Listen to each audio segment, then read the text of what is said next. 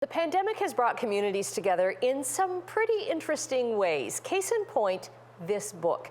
The editors of Writing the Rollercoaster, Stories of Riding Out the Pandemic in Burlington, join us now. Welcome to Lynda Simmons and Sylvia McNicoll. Thank you for joining us. Thank you so much for having us. Yeah, thank you. This is great. I have to admit, by the time we were able to coordinate this interview, I was afraid that the pandemic would all be over. But this ride just continues, right? The roller coaster goes on. Yeah. There is no stopping this one. So Lynda, let's start with you. Was it your idea to start this book? Yes.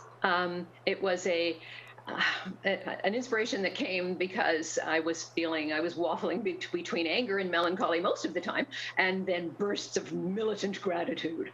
And I realized that making angry lemonade out of all of my lemons was not serving me at all. So there had to be something else that I could do.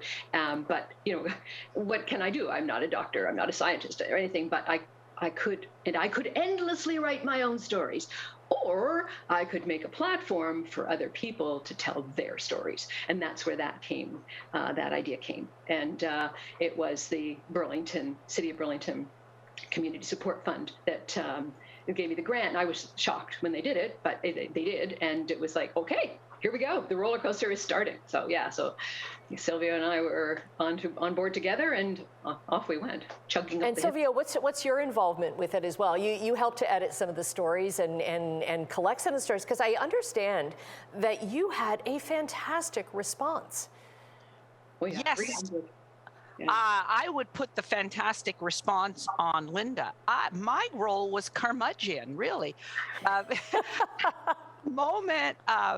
The moment the idea kind of crystallized, I had just found out about this grant from Burlington, and I mentioned it to Lynda in that kind of grumbly tone, because in order to make a living, the arts community is constantly chasing after grants. And I had just finished a major project with a lot of authors, videoing them for I Read Canadian. So I really was tired and I just want to sleep all day. It was really, and then Lynda came up with this idea, but it was so brilliant.